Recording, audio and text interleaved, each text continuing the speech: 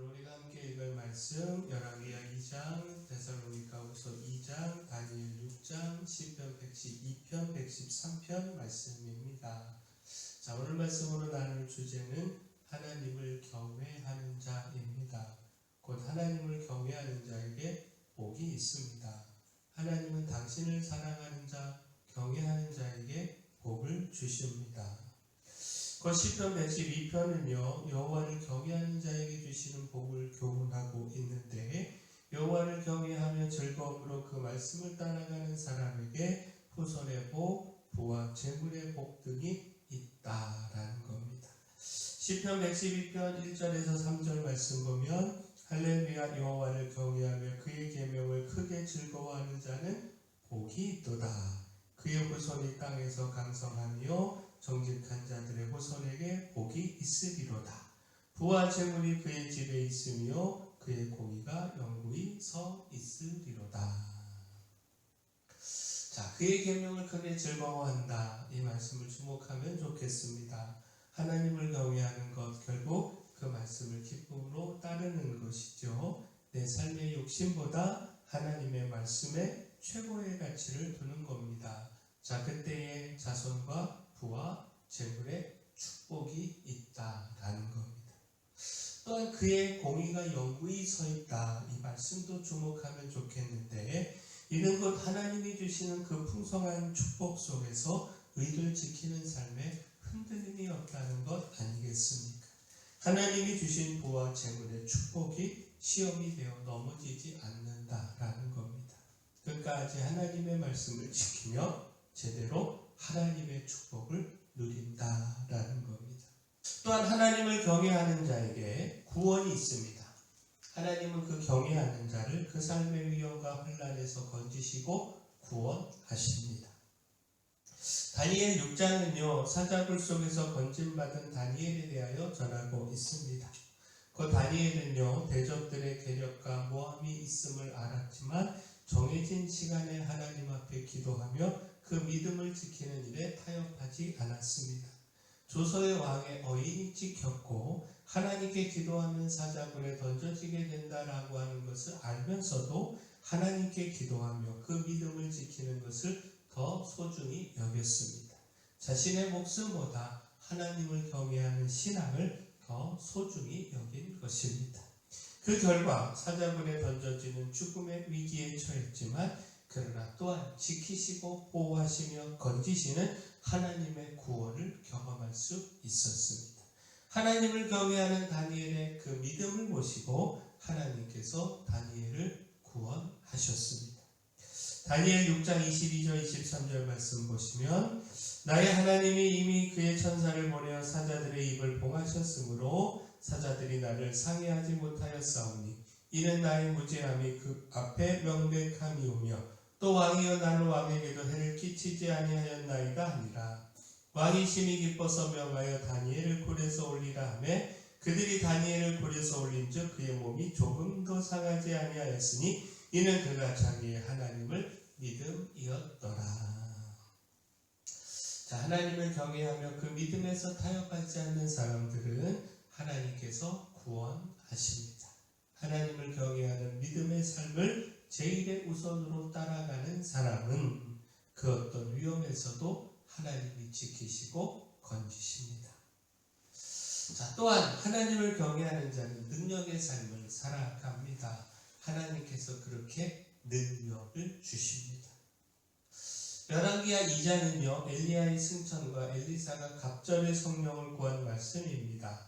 곧 엘리야는 하나님의 부르심에 따라서 육체의 죽음을 보지 않고 승천을 하게 됐습니다. 이를 준비하며 길갈에서 베델, 베델에서 여리고 그리고 요단강 건너까지 가게 됐는데 엘리사가 엘리야가 가는 길을 따라갔습니다. 엘리야에게 나타난 성령의 역사가 이제 자신에게 갑절로 나타나기를 구하며 따랐습니다.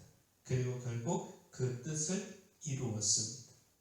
자, 열왕기하 2장 14절 15절 말씀 보면 엘리야의 몸에서 떨어진 그의 겉옷을 가지고 물을 치며 이르되 엘리야의 하나님 여호와는 어디 계시니까 하고 그도 물을 치매 물이 이리저리 갈라지고 엘리사가 건너니라. 맞은편 여리고에 있는 선지자의 제자들이 그를 보며 말하기를 엘리야의 성령이 하시는 역사가 엘리사 위에 머물렀다 하고 가서 그에게로 나아가 땅에 엎드려 그에게 경배하고.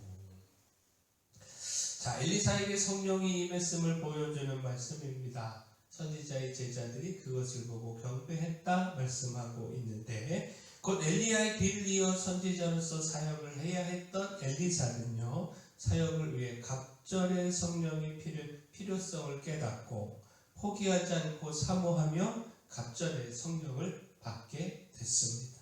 그리고 이 성령의 능력을 통하여 맡겨진 그 선지자로서의 사역을 능히 감당할 수 있었습니다. 자, 결국 무엇입니까? 선지자로서의 사명과 그 막중함을 깨닫고 있었다라고 하는 것, 또한 그 사명을 위하여 성령이 필요하다라고 하는 것 깨닫고 알고 있었다라고 하는 것, 바로 이곳에서 엘리사의 하나님 경외의 신앙을 보게 되지 않습니까? 그리고 그렇게 하나님을 경외하며 능력을 구할 때 하나님은 풍성히 그 능력도 더하여 주심을 알 수 있습니다. 하나님은 아낌없이 성령을 주시고 또 이를 통해 능력의 삶을 살아가게 하십니다. 이처럼 하나님을 경외하는 사람에게는 하나님의 능력이 있습니다. 자, 마지막 하나님을 경외하는 자에게 최후 승리가 있습니다. 데살로니가후서 2장은요, 그리스도의 강림에 대한 가르침을 주고 있습니다. 곧 주 예수 그리스도께서 강림하시는 주의 날로 인하여 데살로니가 성도들이 당혹함에 빠졌는데 이미 주의 날이 이르렀다, 이렇게 주장하는 사람들이 있었기 때문입니다. 이에 대하여 바울은요, 예수 그리스도의 재림과 이로 인해 나타나는 마지막 때의 일들로 인하여 흔들리거나 두려워하지 말아야 함을 가르쳤습니다. 데살로니가후서 2장 1절 2절 말씀 보면, 형제들아, 우리가 너희에게 구하는 것은 우리 주 예수 그리스도의 강림하심과 우리가 그 앞에 모임에 관하여 영으로나 또는 말로나 또는 우리에게서 받았다 하는 편지로나 주의 날이 이르렀다고 해서 쉽게 마음이 흔들리거나 두려워하거나 하지 말아야 한다는 것이라. 자, 결국 바울의 가르침은 이것입니다. 불법한 자에게 미혹되지 않고 편지로 계속 가르침을 받은 전통, 곧 복음을 굳게 붙잡으면 된다는 겁니다. 그러면 하나님의 택하심과 성령의 거룩하게 하심, 그리고 진리를 믿는 믿음을 통하여 구원을 받게 된다라는 겁니다. 결코 주의 날로 두려워하지 않아도 된다는 겁니다. 하나님을 경외하며 그 주신 복음을 붙잡고 있는 사람들에게는요, 결코 주의 날이 두려움의 날이 되지 않습니다. 오히려 주의 날이 승리의 날이요 구원의 날이 됩니다. 따라서 거짓 가르침에 흔들리지 않고 하나님 경외하며 끝까지 복음을 붙잡으면 됩니다.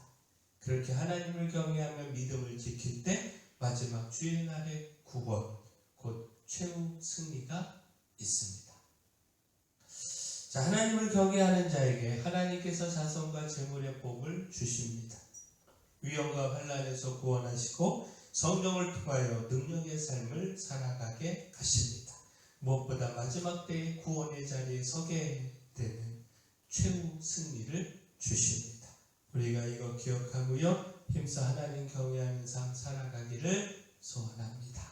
사랑의 주 하나님, 하나님을 경외하고 그 말씀 안에서 살아가며 자녀와 부와 재물의 축복을 누리기를 소망합니다.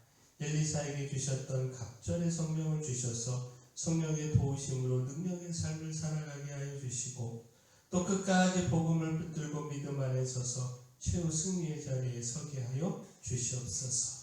교회 안에 약한 모든 분들 주님께서 강력한 손으로 안수하여 치료하여 주시옵소서. 수험생들에게 힘을 주시고 그들의 인생 하나님이 끝까지 지키시고 인도하심을 믿고 확신하게 하여 주시옵소서.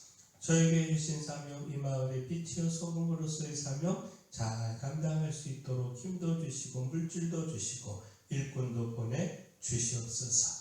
예수님의 이름으로 기도합니다.